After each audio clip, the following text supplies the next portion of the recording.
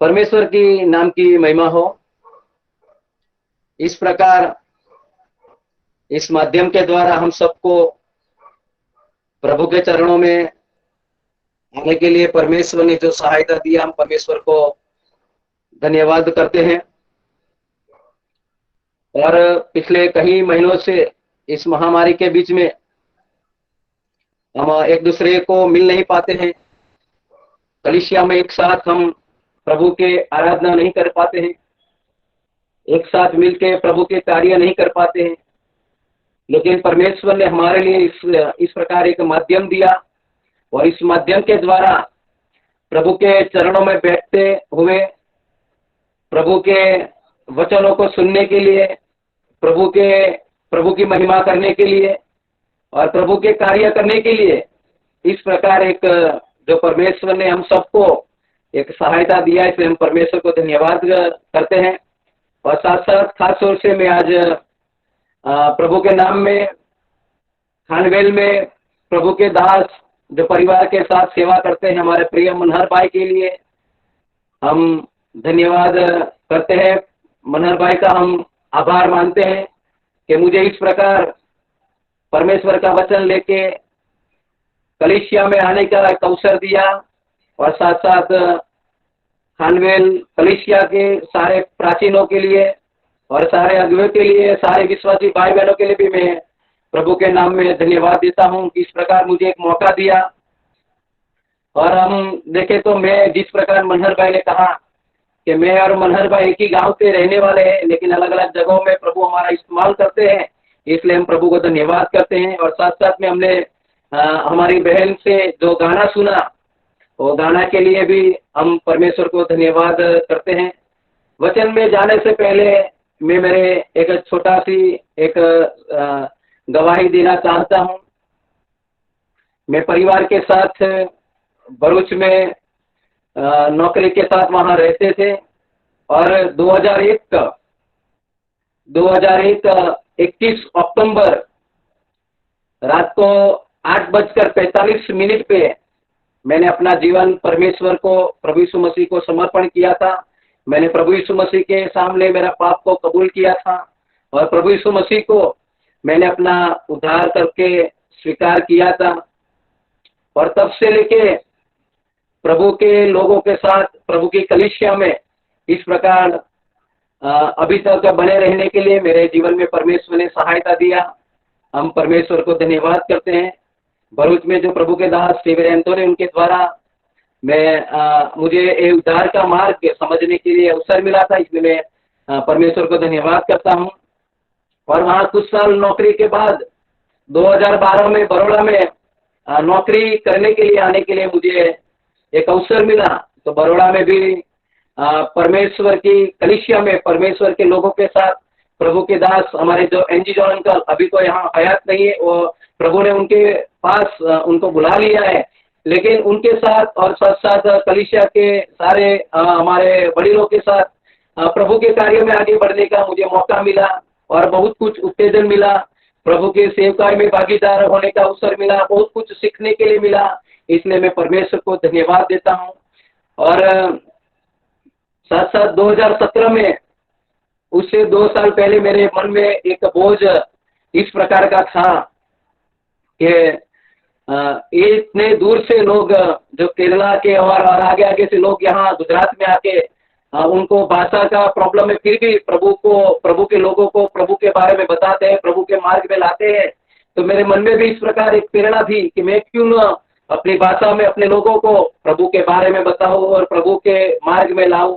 तो मेरे मन में एक इच्छा थी, और 2017 में परमेश्वर ने मुझे वचन दिया, मुझे दर्शन दिया, और 2017 में नौकरी को छोड़ते हुए परिवार के साथ एक फुल टाइम परमेश्वर की सेवा करने के लिए मुझे एक अवसर मिला। और तब से लेके अभी तक हमारे कलीसिया के सारे वडीलों के साथ, तो कलीसिया के साथ प्रभु की सेवकाई में आगे बढ़ने के लिए मुझे अवसर मिला। मैं परमेश्वर का धन्यवाद करूंगा। और साथ साथ मेरे उद्धार के बारे में अगर मैं बोलूँ तो हमारे जो नडियाद में जंगल अंकल जो सेवा करते हैं, वो उनके द्वारा मेरा पहचान प्रभु के दास जो भरूच में शिविर भाई के साथ हुआ था, और उनके द्वारा इस प्रकार मेरे जीवन में एक बड़ा कार्य हुआ, इसलिए मैं परमेश्वर को धन्यवाद करता हूँ। और इस प्रकार आज खानेवाली कलीसिया में जो इस मीटिंग में जुड़े हुए सारे लोगों के बीच में प्रभु का वचन लेके आने के लिए मुझे अवसर मिला। मैं ऐसा कभी सोचा नहीं था कि इतनी दूर ऐसी कलीसिया में मुझे अवसर मिलेगा, लेकिन प्रभु की बड़ी दया, प्रभु का बड़ा अनुग्रह मुझे इस प्रकार मिला, इसलिए मैं परमेश्वर को धन्यवाद करता हूँ, परमेश्वर की महिमा करता हूँ। अभी हम वचन की ओर जाएंगे। मेरे साथ आइए, रूत का पुस्तक उसका पहला अध्याय और 1 से 5 आयत हम पढ़ेंगे। रूत का पुस्तक पहला अध्याय और 1 से 5 आयत तो हम पढ़ेंगे। वहां इस प्रकार हम देखते हैं, जिन दिनों में न्यायी लोग न्याय करते थे, उन दिनों में देश में अकाल पड़ा। तब यहूदा के बेतलेहम का एक पुरुष अपनी स्त्री और दोनों पुत्रों को संग लेकर मोआब के देश में परदेशी होकर रहने के लिए चला। उस पुरुष का नाम अलीमेलेक और उसकी पत्नी का नाम नाओमी और उसके 2 बेटे का नाम महलोन और किलियन थे। ये एप्राती थे, अर्थात यहूदा के बेतलेहम का रहने वाले थे। वे मोआब के देश में आकर वहां रहे और नाओमी का पति अलीमेलेक मर गया और नाओमी और उसके दोनों पुत्र रह गए, और उन्होंने एक मोआबिन स्त्री से विवाह कर लिया। एक का नाम ओरपा और दूसरी का नाम रूत था। फिर वे वहां कोई 10 वर्ष रहे। अब महलोन और किलियन दोनों मर गए। तब नाओमी अपने दोनों पुत्रों और पति से रहित हो गए। प्रभु के वचन पढ़े जाने पे प्रभु आशीष दे, और इस वचन को समझने के लिए परमेश्वर हम सबको सहायता दे। हम प्रार्थना के साथ आगे बढ़ेंगे। और इस बात को जब मैं मनन करता था, इस बात को जब मैं देख रहा था, तो मैंने उसका शीर्षक इस प्रकार दिया है, एक परिवार ने लिया हुआ गलत निर्णय। यहाँ इस परिवार के बारे में देखता है कि उन दिनों में उस देश में अकाल पड़ा, तो उस अकाल से बचने के लिए वो लोग मोआब में जाके रहने लगा, और उस प्रकार का मैंने उसका शीर्षक दिया, एक गलत निर्णय। एक परिवार ने लिया हुआ एक गलत निर्णय को यहाँ देख सकते हैं, और वो निर्णय का परिणाम भी वहां हम देख सकते हैं। एक प्रभु के दास ने इस प्रकार कहा था कि हम मसीही लोग बहुत धन्य लोग हैं, क्योंकि हम मसीही नाम से जाने जाते हैं। क्योंकि अगर हमारा नाम का, अगर हम उदाहरण दें कि मेरा नाम भरत क्रिस्ती है, तो पीछे क्रिस्ती होने के नाते हमें एक मसीह के रूप में जाना जाता है। और दूसरी बात है, हमारे घरों में एक परमेश्वर का जीवित वचन है। और तीसरी बात है कि परमेश्वर की आराधना करने के लिए, परमेश्वर के कार्य करने के लिए और परमेश्वर में बढ़ने के लिए हमें एक हॉल, जो हम अभी के दिनों में सब लोग बोलते हैं चर्च, इस प्रकार एक सभा स्थान हमें दिया गया है। वहाँ इकट्ठा होके हम प्रभु की महिमा करते हैं, प्रभु की आराधना करते हैं। चौथी बात है कि प्रभु में उत्तेजन पाने के लिए और प्रभु में हमारा विश्वास बढ़े, प्रभु में हमें उत्तेजन मिले, प्रभु में हम एक उनको प्रशंसीय जीवन जिए, उनके लिए हमें बहुत सेवा को दिया है। कि आज के दिनों में हम देखते हैं, पिछले 3-4 महीना से कहीं ऐसे दास लोगों से हम कहीं वचन को सुनते हैं, हमारे आत्मिक जीवन को मजबूत बनाने के लिए, हमारा आत्मविश्वास बढ़े, इस परिस्थिति में हम किस प्रकार प्रभु में रह पाए, और उसके लिए हमें बहुत सेवा को दिया है। लेकिन फिर भी इतना सारी व्यवस्था एक मसीह जीवन में होने के बाद भी अगर हमारे जीवन में कोई ऐसी परिस्थिति आए, अगर उस परिस्थिति से बचने के लिए हम प्रभु को छोड़ दे, अलग रास्ते पे चले जाए, तो हमारे लिए बहुत दुख की बात है। अगर हम जानते हैं हम इस पृथ्वी पर रहते हैं, हमारे जीवन में कहीं ऐसी परिस्थिति आती है, तब हम कई बार हम निराश हताश हो जाते हैं। लेकिन परमेश्वर का वचन हमें मजबूत करता है। अगर हम उदाहरण के तौर पे देखें तो प्रिय विश्वासी भाई बहन, हम एलिया के जीवन में देख सकते हैं। एलिया के जीवन में अगर हम देखें तो पहला राजा 19वां अध्याय में वो पहला राजा में उसके बारे में बहुत कुछ बातें को हम देखते हैं। कि परमेश्वर ने उनके द्वारा कैसे कार्य किया, कैसे चमत्कार किए। हम देखते हैं उस समय में जो बारिश न होने के कारण परमेश्वर ने उसको किस प्रकार संभाला, किस प्रकार उनका पोषण किया। हम देखते हैं कौवों के द्वारा उनके पास खाना पहुंचवाया, एक विधवा के द्वारा उनका पालन पोषण किया। वो सारी बातों को उसके जीवन में हम देखते हैं परमेश्वर, और उनके द्वारा बहुत एक बड़ा चमत्कार भी हम वहां देख सकते हैं। इस प्रकार उनको परमेश्वर ने स्मरण किया। लेकिन फिर भी इज़राइल के द्वारा एक छोटा सा मैसेज के द्वारा उनके जीवन में वो भी अपने जीवन में वो भयभीत हो गया, वो हताश और निराश हो गया, और उसने सोचे बिना अपने आप में निर्णय ले लिया। और वहां पढ़ते हम वो जंगल के ओर चला गया, और जंगल के ओर जाके वहां पढ़ते हैं एक पेड़ के नीचे बैठ के वो यहोवा से अपनी मृत्यु को मांगा, और अपना परमेश्वर के कहा मेरा प्राण अब ले लो। देखो वहां पढ़ते हो, हम जानते हैं ऐसी परिस्थिति हमारे जीवन में आती है, लेकिन ऐसे परमेश्वर ने जिस प्रभु के दास का इस्तेमाल किया, उनके जीवन में छोटा सा जो परिस्थिति आया तो वो भी एक हताश, निराश और भयभीत हो गया। उसी प्रकार अगर हम इस परिवार के बारे में देखें तो हमने जैसे पढ़ा रूत के पुस्तक में, एक परिवार था अलीमेलेक और उनका परिवार।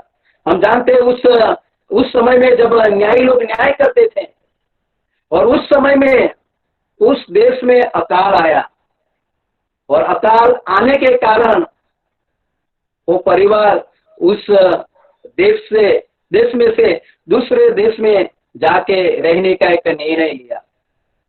हम वहां पढ़ते हैं, वहां हम देखते हैं कि हम एक रीति से देखें तो उस देश में अकाल के कारण कुछ परिस्थिति ऐसी बनी होगी, वहां कुछ गति हुई होगी, उसके कारण वो परिवार वहां शायद रहने के लिए चला गया था। लेकिन अगर हम उस देश के बारे में, उस देश की विशेषता के बारे में पढ़ते हैं, उस जो वहां जो नाम बताए उसका अर्थों के बारे में देखें तो कितना परमेश्वर के साथ मिलता जुलता है, परमेश्वर की महिमा के लिए एक मिलता जुलता उनके नामों का अर्थ हम वहां देखते हैं।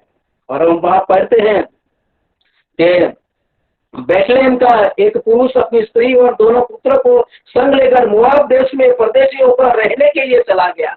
बैतलहम का अर्थ हम अगर देखा जाए तो रोटी का घर, वो रोटी का घर था। वो रोटी का घर को छोड़ के दूसरे देश में रहने के लिए उसने निर्णय लिया। अगर हम वहां पढ़ते हैं यहूदा के बारे, यहूदा का भी नाम वहां देते हैं। यहूदा का अर्थ देखे तो स्तुति की जाएगी। अगर एफ्राता का अर्थ देखे तो एक उभरता हुआ स्थान और बहुत फल देने वाला स्थान हम वहां देखते हैं। और साथ साथ हम अलीमेलेक का अर्थ के बारे में अगर हम देखें तो मेरा परमेश्वर मेरा राजा है। और नाओमी का अर्थ अगर हम देखें तो मेरी प्रिया या मेरा हर्ष, मेरा आनंद, इस प्रकार है। देखो वहां इस 5 जो नाम दिया गया है उसका अर्थ परमेश्वर की महिमा के साथ मिलते जुलता है। देखते हैं बैतलहम का घर और रोटी का घर था। यहूदा का अर्थ हमने देखा स्तुति या स्तुति की जाएगी, वहां स्तुति हर हमेशा होती थी। और एफ्राता का अर्थ देखा तो उभरता हुआ स्थान, और हम पढ़ते हैं कि बहुतायत से फल देने वाला स्थान था। वहां एक उत्तेजन पाने वाला स्थान, फल देने वाला स्थान था। और हम पढ़ते हैं अलीमेलेक मेरा परमेश्वर मेरा राजा था। उस समय हम देखें तो जब न्याय करते उस समय कोई राजा नहीं था, लेकिन अलीमेलेक का नाम का अर्थ हम देखते कि मेरा परमेश्वर मेरा राजा, परमेश्वर अपना राजा उस स्थान में हम देखते हैं। और वहां पढ़ते नाओमी मेरा हर्ष मेरा आनंद, एक आनंद का एक उसके वहां एक आनंद का एक समय था। ऐसे स्थान को वो परिवार छोड़ के दूसरे देश में जाने के लिए एक निर्णय ले लिया। अगर उस स्थान के बारे में अगर हम देखें तो मैंने कुछ बातों को लिखा है। सच कहा जाए तो वह एक ऐसा स्थान था जहां प्रभु का भंडार था, और जहां अधिकारी के साथ रोटी मिलती थी। रोटी के लिए कभी भीख मांगने नहीं पड़ती, अधिकारी के साथ वहां रोटी मिलती थी। अगर हम देखें तो जहां यह स्थान एक उपासना का स्थान था, हर हमेशा वहां परमेश्वर की उपासना होती थी, हर हमेशा वहां परमेश्वर की स्तुति आराधना होती थी। अगर उस स्थान के बारे में और देखें तो जहाँ प्रभु के लिए स्तुति प्रशंसा और धन्यवाद की भेंटें लाई जाती थी, वहाँ प्रभु के लिए धन्यवाद की स्तुति प्रशंसा और धन्यवाद की भेंटें लाई जाती थी। वहां परमेश्वर के नाम में धन्यवाद के साथ स्तुति के साथ वहां भेंटें लाई जाती थी। और वहां देखते हैं यह स्थान इतना फलदायक स्थान था कि अधिकाई से फल का उत्पादन होता था, एक अधिकाई से फल का उत्पादन होता था। ऐसा देश की वो विशेषता है। वो रोटी का घर वो छोड़ के दूसरे देश में जाने का निर्णय किया। प्रिय विश्वासी भाई बहन, इस स्थान की विशेषता के बारे में मैंने कुछ अलग अलग जगहों से कुछ बातों को लिया है। अगर उस स्थान की विशेषता के बारे में हमें जानना जरूरी, हम काफी परिचित है, फिर भी एक बार इस बातों को हमें समझना बहुत जरूरी है। तो आइए मेरे साथ व्यवस्था विवरण कुछ आयतों को हम पढ़ेंगे और वहां देखेंगे उस स्थान की विशेषता क्या थी। हम देखेंगे व्यवस्था विवरण उसका 6वां अध्याय और उसकी 3री आयु हम पढ़ेंगे। व्यवस्था विवरण उसका 6वां अध्याय और उसकी 3री आयु में हम पढ़ते इस प्रकार, हे इज़राइल सुन और ऐसा ही करने की चौकसी कर, इसलिए कि तेरा भला हो और तेरे पितरों के परमेश्वर यहोवा के वचन के अनुसार उस देश में जहां दूध और मधु की बागाई बहती थी तुम बहुत हो जाओ। देखो वहां देश की विशेषता कि जहां दूध और मधु की धाराएं बहती थी, वो दूध और मधु की धाराएं बहने वाला देश था। और साथ साथ में और हमें तो बात तो वहां पढ़ेंगे वही पुस्तक व्यवस्था विवरण उसका 8वां अध्याय और उसकी 8, 9 और 10 आयत को पढ़ेंगे। वहां इस प्रकार हम पढ़ते हैं, देखो वहां की विशेषता क्या थी प्रिय। हम पढ़ते व्यवस्था विवरण उसका 8वां अध्याय और 8 से 10 कलम वहां पढ़ते हैं, फिर वह गेहूं जो दाखलताओं, अंजीरों और अनारों का देश है और तेल वाले जैतून और मधु का भी देश है। उस देश में अन्न की महंगी न होगी और न उसमें तुझे किसी पदार्थ की घटी होगी। वहां के पत्थर लोहे के हैं और जहां के पहाड़ों में से तू तांबा खोद कर निकाल सकेगा और तू पेट पर खाएगा और उस उत्तम देश के कारण जो तेरा परमेश्वर यहाँ तुझे देगा उसे धन्य मानेगा। वहां देखते हम कितना उस देश की विशेषता है। हम पढ़ते हैं वहां के गेहूं, दाखलताओं, अनार और अंजीरों के देश था। इतना फलने वाला, इतना भरपूर देश था। वहां पढ़ते हैं वहां तेल वाले जैतून और मधु का भी देश था। और साथ साथ में वहां पढ़ते हैं कि उस देश में कभी अन्न महंगी नहीं होगी। इतना वहां परमेश्वर का आशीष था, वहां इतना अन्न परमेश्वर की आशीष से वहां फलता था, वहां मिलता था। इसीलिए वहां जब पढ़ते वो देश में कभी अन्न महंगी नहीं होगी। और वहां पढ़ते हैं हम, देखा जिस प्रकार कि उस देश में तुझे किसी पदार्थ की घटी नहीं होगी, देश में कोई भी बात की घटी नहीं होती थी। और हम वहां पढ़ते हैं कि खड़क को खोदकर उसमें से तांबा निकालते थे। और वहां पढ़ते हैं कि और तू पेट भर खाएगा, पेट भर खाएगा। देखो कितना उस देश की विशेषता के बारे में देखते हैं कि वहां किसी बात की गति नहीं होती थी। अगर साथ साथ में हम देखें तो परमेश्वर उस परमेश्वर का उद्देश्य की विशेषता किस प्रकार की हम देखते हैं। यहाँ मेरे साथ आइए व्यवस्था विवरण उसका 11वां अध्याय और उसकी 11 और 12वीं आयु पढ़ेंगे। वहां पे भी उस देश की विशेषता के बारे में हम देखते हैं। वहां इस प्रकार हम पढ़ते हैं, परंतु जिस देश के अधिकारी होने को तुम पार जाने पर हो वहां पहाड़ों और तराइयों का देश है और आकाश की वर्षा के जल से सींचता है। देखो वहां पढ़ते हैं कि वह पहाड़ों और तराइयों का देश है और आकाश की वर्षा के जल से सींचता है हर हमेशा। परमेश्वर समय के अनुसार वहां बारिश की वर्षा करते थे। कभी भी पानी का कमी नहीं होता था। अगर आज के बारे में हम देखें तो इस देश में हम खेती करने के लिए बारिश का राह देखना पड़ता है। बहुत किसान लोग अगर बारिश न होने के कारण बहुत लोग अपघात कर लेते हैं। लेकिन जो परमेश्वर का देश था, जो देश में परमेश्वर का महिमा था, उस देश में कभी बारिश की कमी नहीं थी। वो जल से वहां सिंचाई होता था। वहां पढ़ते हैं बारे में, वह ऐसा देश था जिसकी तेरे परमेश्वर यहोवा को शुद्धि रहती थी, और वर्ष के आदि से लेकर अंत तक तेरे परमेश्वर यहोवा की दृष्टि उस पर निरंतर रहती थी, लगी रहती थी। कितना धन्य देश है वो। ऐसा एक देश था कि जिसकी तेरे परमेश्वर यहोवा की शुद्धि रहती थी। हमेशा उस देश पर परमेश्वर नजर रखते थे। हमेशा उस देश पर परमेश्वर की आंखें हमेशा निरंतर वो सबको देखती रहती थी कि मेरे लोगों को किसी बात की घटी नहीं है। और वहां पढ़ते हैं कि आदि से अंत तक उस परमेश्वर यहोवा की दृष्टि निरंतर उस पर लगी रहती थी। प्रिय, कितना अद्भुत वो देश था। हमेशा आदि से अंत तक, आरंभ से अंत तक उस देश पर परमेश्वर की नजर लगी रहती थी। प्रिय विश्वासी भाई बहन, अगर हम इन दिनों में हमारे साल के बारे में अगर हम बात करें तो 31 दिसंबर को हम लोग गवाही देते हैं। पूरे साल में परमेश्वर ने मुझे किस प्रकार संभाला, परमेश्वर ने मेरे जीवन में किस प्रकार कार्य किया, परमेश्वर ने मेरे जीवन में किस प्रकार आशीष दिया, परमेश्वर ने किस प्रकार मेरे जीवन में अनुग्रह दिया, परमेश्वर ने किस प्रकार उसके अनुग्रह से मुझे संभाला। हम उस प्रकार गवाही देते हैं। और हम देखते हैं जनवरी महीना का जो पहली तारीख से लेके 31 दिसंबर के अंत तक प्रभु हमें संभालता है। अंत तक उनके लोगों पर उनकी नजर रहती है।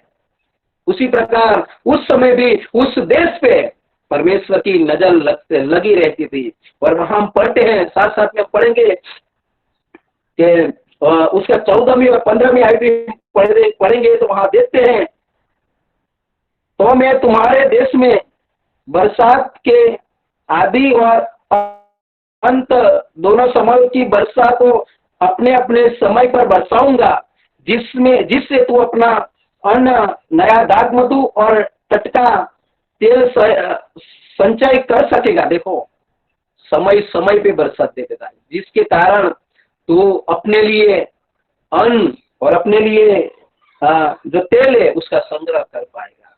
और साथ साथ में 15वीं आयत में पढ़ते हैं, और मैं तेरे पशुओं के लिए तेरे मैदान में घास उपजाऊंगा और तू पेट भर खाएगा और संतुष्ट रहेगा। देखो, अपने लिए नहीं, लेकिन वो देश में जो लोग रहते थे, उनके पास जो पशु थे, उनके पास जो भेड़ बकरियां था, उनके लिए भी वो मैदानों में परमेश्वर घास उपजाते थे। और वहां पढ़ते थे कि तू पेट भर खाएगा और संतुष्ट रहेगा। देखो, वो देश में एक संतोष से भरा हुआ देश था। हम पढ़ते उस देश में इस परिवार रहता था, वो रोटी के घर में वो परिवार रहता था। लेकिन जब उस देश में, प्रिय भाई बहनों, उस देश में अकाल आया, उस देश में जो परिस्थिति आया, उस देश में जो विपत्ति आया, और वो विपत्ति के कारण इस परिवार उस देश से दूसरे देश में जाने के लिए निकल पड़ा। लेकिन हम जानते हैं उस देश में क्यों अकाल आया, क्यों ऐसी परिस्थिति आया, क्यों ऐसी विपत्ति आया। एक भी बार इस परिवार का मुख्य जो अलीमेलेक ने परमेश्वर के पास बात नहीं किया। खाली वो अपने जीवन के लिए, अपने परिवार के लिए, अपने को बचाने के लिए, उस देश से विपत्ति से बचने के लिए वो परिवार परमेश्वर से पूछे बिना, परमेश्वर की उस देश में विपत्ति लाने का कारण समझे बिना वो देश से वो लोग निकल गए। बट ऐसा देश में इस परिवार रहते थे उस देश से वो परिवार निकल गए। हम पढ़ते हैं उस स्थान में एक ऐसा पुरुष रहता था, अपने नाम के अनुरूप अंगीकार करता है, उसका परमेश्वर उनका राजा है। और नाओमी का अर्थ भी देखते, मेरा हर्ष, मेरा आनंद, मेरा परमेश्वर, मेरा राजा, मेरा हर्ष, मेरा आनंद। इस प्रकार के उनके नामों के साथ एक अनुरूप था परमेश्वर का। फिर भी उस देश को वो लोग छोड़ के चले गए। लेकिन उस देश में क्यों विपत्ति आया, उस देश में क्यों अकाल पड़ा? अगर हम देखें तो मेरे साथ आइए कुछ बातों को हम देखेंगे, उस देश में क्यों अकाल आया। मेरे साथ आइए न्यायों का पुस्तक, उसका दूसरा अध्याय और उसकी 11वीं आयु हम पढ़ेंगे। दूसरा अध्याय और उसकी 11वीं आयु पढ़ेंगे। इसलिए इजराइली वह करने लगे तो जो यहोवा के दृष्टि में बुरा है, और बाल नामक देवता की उपासना करने लगा। देखो वो लोग उस समय में जब न्यायी लोग न्याय करते थे, न्यायाधीश, उस समय वो लोग देखो उनके मनमानी दूसरे देवताओं के पीछे और दूसरे देवताओं की उपासना करने लगा। हम पढ़ेंगे दूसरा, वह भी 2-3 बातें अगर आएंगे हम न्यायों का 3रा अध्याय उसकी 7वीं आयु में भी हम पढ़ते हैं। वहां उस प्रकार लिखा है, इस प्रकार इस्राएलियों ने यहोवा की दृष्टि में बुरा किया और अपने परमेश्वर यहोवा को भूलकर बाल नामक देवताओं और असेरा नामक देवियों की उपासना करने लग गए। देखो वहां का कारण क्या था, अकाल आने का कारण क्या था? हम देखते हैं कि इजराइल लोग परमेश्वर यहोवा को भूल गए। जो परमेश्वर ने उस मिस्र की गुलामी में से निकाला था, वो परमेश्वर ने 40 साल अरण्य में उनके साथ रहा था, उनके सारे बातों में प्रभु ने अगुवाई किया था। वो परमेश्वर को भूल गए। लाल समुद्र को 2 भाग कर दिया था, वो परमेश्वर को लोग भूल गए। जो देश में परमेश्वर आदि से अंत तक नजर रखते थे, वो वहां बहुताई से अधिकाई से रोटी मिलती थी, वो परमेश्वर को लोग भूल गए और दूसरे देवता के पीछे चले गए। पढ़ते हैं कि असेरे नामक देवी की उपासना करने लगे। पढ़ते हैं कितने बाल नामक और असेर नामक देवियों के पीछे वो लोग अपना रास्ता कर लिए। साथ साथ में पढ़ेंगे 4था अध्याय उसकी 1ली आयत में भी पढ़ते हैं, वहां जब यहूदा मर गया तब इजराइल ने फिर यहोवा की दृष्टि में बुरा किया। वो लोग बुरा हर हमेशा सोचे बिना परमेश्वर के विरुद्ध कार्य करने लगे। देखो इसके कारण उस देश में अकाल की परिस्थिति आया था। वो रोटी का घर था, वो उभरता हुआ स्थान था। वहां परमेश्वर की महिमा होती थी, प्रशंसा होती थी। वहां परमेश्वर के स्तुति प्रशंसा के साथ धन्यवाद की भेंटें लाई जाती थी। लेकिन उसी देश में वही परमेश्वर के लोग परमेश्वर के विरुद्ध कार्य करने लगे। परमेश्वर को भूलते हुए, परमेश्वर की महिमा को छोड़ते हुए दूसरे देवी देवताओं के पीछे चले गए। उसके कारण उस देश में अकाल पड़ा। और वो बात एलीमेलेक और उनका परिवार ने एक भी बार उस बातें में नहीं सोचा कि इस देश में क्यों अकाल पड़ा, उस देश में क्यों विपत्ति आया। वो कभी ऐसा नहीं सोचा। लेकिन वो अपने आप में ऐसा एक निर्णय लेते हुए वो वहां से चला गया। रोटी का घर को उसने छोड़ दिया, रोटी का घर को उसने त्याग दिया, रोटी का घर को उसने ठोकर मार दिया। तो ये कितना दुख की बात है। अगर हम देखें तो हम नीति वचन में उसका 14वां अध्याय और उसकी 12वीं आयु और 16वां अध्याय उसकी 25वीं आयु में पढ़ते हैं। वहां इस प्रकार लिखा है कि ऐसा मार्ग है जो मनुष्य को ठीक देख पड़ता है, परंतु उसके अंत में मृत्यु ही मिलती है। ऐसा मार्ग है जो मनुष्य को ठीक लगता है, परंतु अंत में उसे मृत्यु मिलती है। कई बार मनुष्य अपने आप मार्ग को पसंद कर लेता है, बिना सोचे हुए, बिना समझे हुए परमेश्वर को परमेश्वर के सामने अपने अपने भूलों को कबूल करने की वजह वो अपना मार्ग उस परिस्थिति में से बचने के लिए अपने आप चुन लेता है, लेकिन वहां पढ़ते अंत में उसे क्या मिलता है? मृत्यु मिलती है। प्रिय विश्वासी भाई बहन, हम वहां पढ़ते हैं ऐसा एक गलत निर्णय लेने के कारण, ऐसे बिना सोचे समझे एक निर्णय लेने के कारण, जिस देश पर परमेश्वर आदि से अंत तक नजर रखते थे, हमेशा उसकी सुधि उनको रहती थी, अधिकाई से वहां रोटी मिलती थी, समय समय पर वहां बारिश होती थी, और वो दास वहां पड़ते दूध और मधु से बहता हुआ एक देश था। उस देश को छोड़ के दूसरे देश में जब चला गया रहने के लिए, तब उनकी परिस्थिति क्या आया, उनका परिणाम, उनका रिजल्ट उसे क्या मिला? आइए मेरे साथ वापस रुत के पुस्तक उसका पहला अध्याय और उसकी तीसरी आय में पढ़ते हैं। वहां इस प्रकार पढ़ते हैं, और नाओमी का पति अलीमेलेक मर गया। प्रिय विश्वासी भाई बहन, देखो उसको क्या मिला? क्या वो वहां जाके शांति से रह पाया? क्या वहां जाके वो सुख चैन उसको मिला? उसके बारे में तो हमें नहीं पता, लेकिन वहां पढ़ते वो उसको मृत्यु मिली, वो मर गया।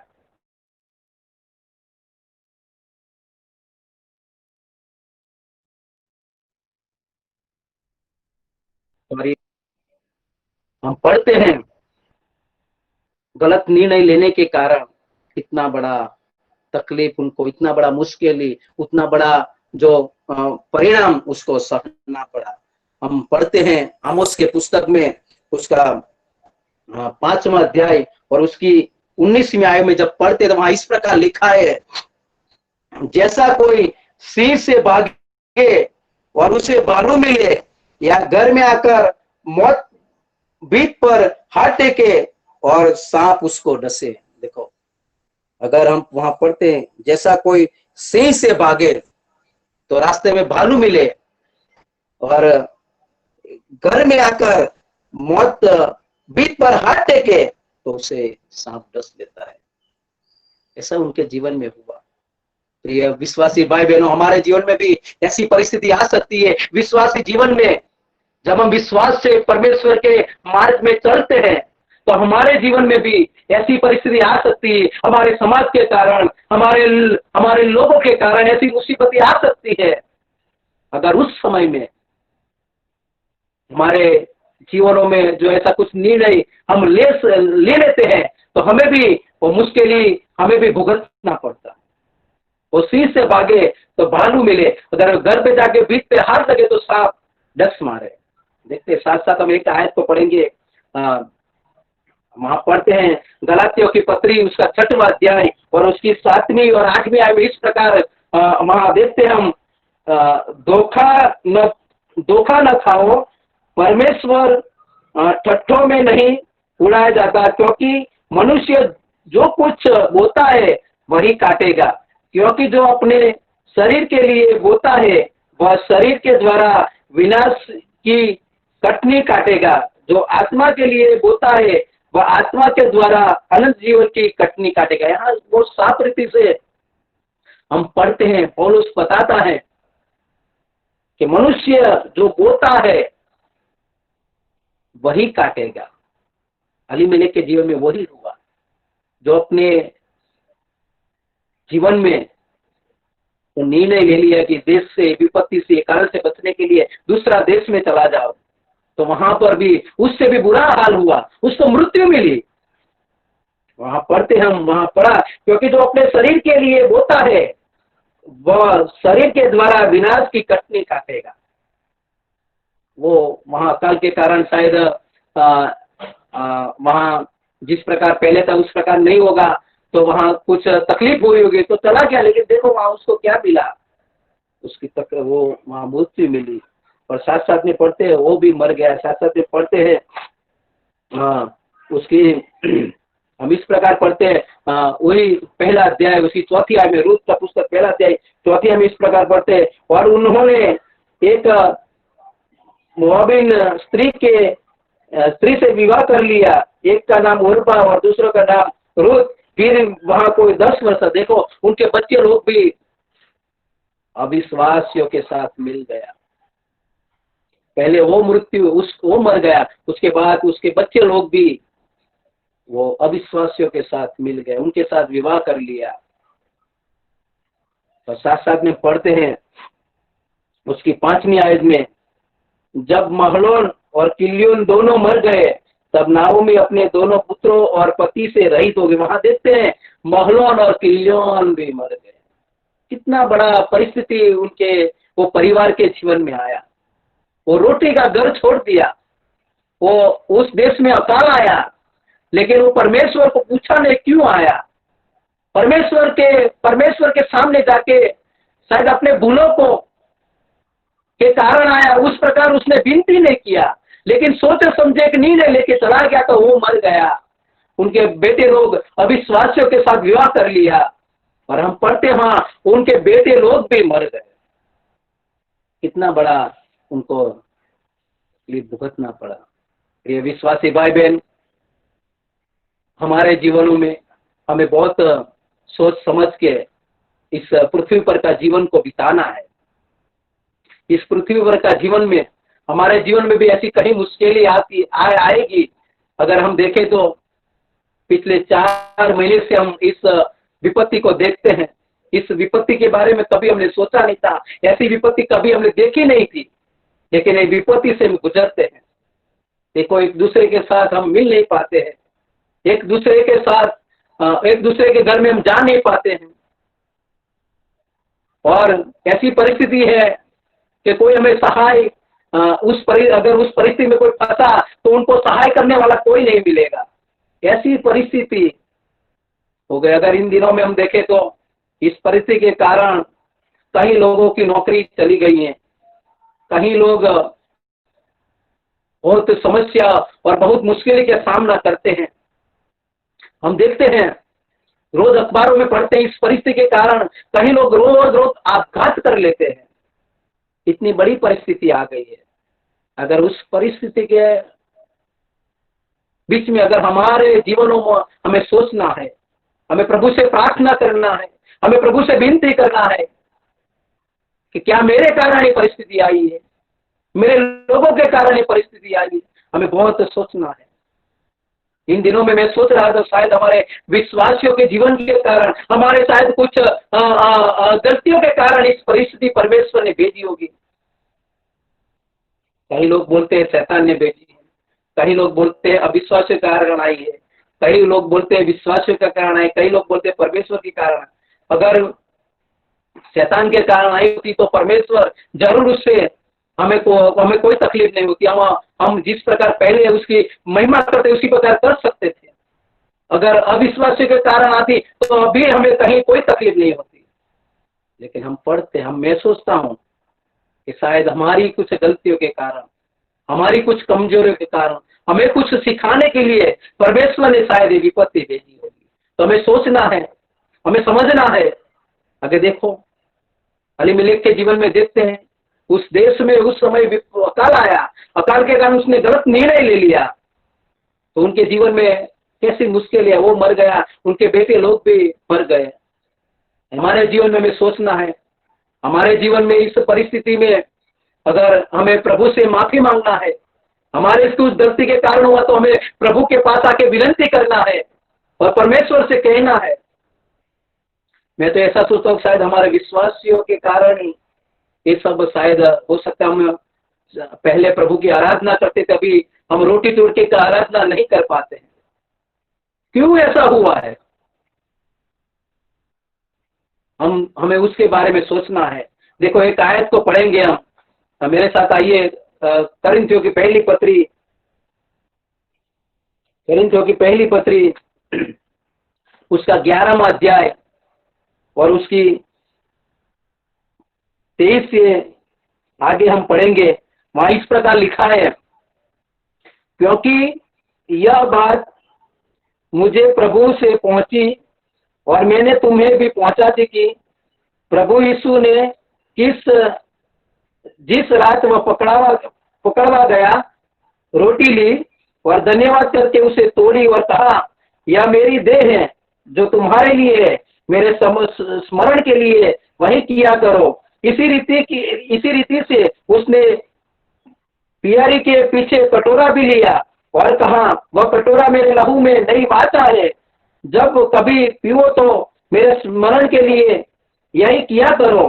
क्योंकि जब कभी तुम यह रोटी खाते हो और इस कटोरे से पीते हो तो प्रभु की मृत्यु को जब तक वह ना आए तब तक प्रचार करते हो। इसलिए जो कोई अनुचित रीति से प्रभु की रोटी खाए या उसके कटोरे में से पिए, वह प्रभु की देह और लहू का अपराधी ठहरेगा। इसलिए मनुष्य अपने आप को जांच ले और इस रीति से इस रोटी में से खाए और कटोरे में से पिए। देखो वहां पढ़ते हैं, एक ही रोटी से हम भाग लेते हैं, एक ही कटोरे से हम भाग लेते हैं, फिर भी शायद हमारे मनों में, हमारे कलीसियाओं में, हमारे विश्वासी जीवन में कहीं न कहीं बातों में फूट होती है। एक दूसरों के बारे में कुछ न कुछ हम निंदाएं करते हैं, हम कोई न कोई बारे में चापलूसी करते हैं। ऐसा कई बातें हमारे जीवन में होती है। मैं तो सोचता ऐसी हमारे जीवन में हमें सोचना है। देखो यहाँ पौलुस ने बहुत साफ रीति से लिखा है, इसलिए जो कोई अनुचित रीति से प्रभु की रोटी खाए और उसके कटोरे में से पिए, वह प्रभु की देह और लहू का अपराधी ठहरेगा। इसलिए मनुष्य अपने आप को जांच ले। हमें अपने आप को जांचना है प्रिय लोग। इस विपत्ति आने का कारण हमें अपने आप को जांचना है। शायद हमारे कारण आए, हम एक रोटी से बाल लेते हैं, एक प्याला से पीते हैं, हम एक ही परमेश्वर के संतान हैं, हम एक ही आत्मा के भागीदार हैं। तो हमारे जीवनों में कई बार कुछ न कुछ गलतियां होगी, तो हमें सोचना है, हमें जांचना है हमारे जीवनों के, क्या मैंने आज तक अनुचित रीति से रोटी में से खाया है? क्या मैंने आज तक अनुचित रीति से मैं प्यारे में से भाग लिया है? क्या मैंने किसी की निंदा किया है? क्या मैं किसी के बारे में कुछ चापलूसी किया है? क्या मैं मेरे जीवन में जो परमेश्वर ने मुझे अंधकार में से अद्भुत ज्योति में लाया है, फिर भी क्या मेरे जीवन में कुछ गुप्त पाप है? क्या मेरे परिवार के जीवन में मैं बराबर हूं या नहीं हूं? मेरे कलीसिया के बीच में मैं क्या बराबर हूं? वो सारे बातों को हमें सोचना है प्रिय लोग, और प्रभु से हमें माफी मांगना है। अलीमेलेक ने तो वो सब नहीं सोचा, लेकिन परमेश्वर ने हमें बुद्धि दिया है, परमेश्वर ने हमें ज्ञान दिया है। हमें इन दिनों में अनेक प्रभु के दासों के द्वारा हमारे जीवनों को जांचने के लिए, हमारे जीवनों को और प्रभु के नजदीक आके परखने के लिए हम वचनों को सुनते हैं, समझते हैं। तो हमें प्रिय लोग इस बातों पर विचार करना है। जिस प्रकार अलीमेलेक ने बिना सोचे समझे जो निर्णय ले लिया और उनका परिणाम उसके भुगतना पड़ा, शायद हमारे जीवन में भी ऐसा हो सकता है, शायद ऐसा हो रहा है। तो हमें प्रभु से माफी मांगना है, प्रभु से विनती करना है, प्रभु से कहना है, हे प्रभु, अगर मेरे द्वारा कुछ पाप हुआ है, मेरे परिवार के द्वारा कुछ पाप हुआ है, मेरा जीवन आपके सामने अपवित्र है, मेरा जीवन आपके सामने अप्रशंसीय है, मेरा जीवन आपके सामने बराबर है नहीं है, तो प्रभु मुझे और एक मौका दो, और मुझे एक सोच दो कि मैं एक सुधरते हुए उत्तेजन पाके परमेश्वर की महिमा के लिए आनंद के साथ परमेश्वर में बढ़ते जाओ। अगर प्रभु हमें इन दिनों में हमें प्रार्थना करना, इस महामारी दूर हो जाए और हमें हमारे आत्मिक जीवन को जांचते हुए, हमें अपने आप की परीक्षा करते हुए, प्रभु से माफी मांगते हुए हम प्रभु में आगे बढ़ना है। प्रभु चौक्कस हमारे जीवन में सहाय करेगा। और जिस प्रकार हमने पढ़ा रूत के पुस्तक पहला अध्याय 1 से 5वीं आयत में, उस रोटी का घर को उसने छोड़ दिया जहां स्तुति प्रशंसा होती थी, जहां धन्यवाद की भेंटें लाया जाती थी। वो फलदायक देश था जहां अधिकांश से रोटी मिलती थी। वो देश को छोड़ दिया तो उनके जीवन में ये परिस्थिति दिया है। प्रिय लोग, हमें भी सोचना है, हमें भी जांचना है कि हमारे कारण इस महामारी आई है, हमारे लिए हमारे पापों के कारण महामारी है। तो हमें प्रभु से प्रार्थना करना है, प्रभु से विनती करना है और प्रभु में आगे बढ़ना है। प्रभु इस वचन समझने के लिए हम सबको सहायता करें। और एक बार प्रभु के दास मनहर भाई को तहे दिल से मैं धन्यवाद करता हूँ। इस प्रकार मेरे जीवन में आपने अवसर दिया कि आपकी कलीसिया में प्रभु के लोगों के सामने इस प्रकार एक वचन की सेवकाई मुझे मिली, इसलिए प्रभु के नाम में मैं आपके बहुत आभारी हूँ। और साथ साथ खानवेल कलीसिया के सारे प्राचीनों के लिए, सारे अगुओं के लिए, सारे विश्वासी भाई बहनों के लिए आपने मुझे सुना, इसलिए मैं परमेश्वर को धन्यवाद करता हूँ। अगर मेरी भाषा में कुछ तकलीफ हो तो मुझे माफ करना। और साथ साथ में मेरे लिए प्रार्थना करना, मेरे परिवार के लिए प्रार्थना करना। मेरे 2 बेटे हैं, दोनों पढ़ाई करते हैं। हम परिवार के साथ प्रभु में आगे बढ़ पाए, प्रभु की कलीसिया के लिए और प्रभु की सेवकाई में हम मजबूत हो पाए, प्रभु के लोगों को प्रभु के लोगों के साथ एक आनंद की सहभागी बनते हुए आगे बढ़े। और प्रभु ने हमें जो जवाबदारी दिया है वो प्रभु के आगमन तक उसको पूरा करे और लोगों को प्रभु के बारे में बताए और लोगों को वो सही रास्ते में लाने के लिए प्रभु में अवसर दे। मेरे लिए प्रार्थना करना, मेरे परिवार के लिए प्रार्थना करना, हमारे कलीसिया के लिए प्रार्थना करना और साथ साथ हमारे देश के लिए प्रार्थना करना। इस महामारी चली जाए उनके लिए भी प्रार्थना करना। परमेश्वर के नाम की महिमा हो। आमीन।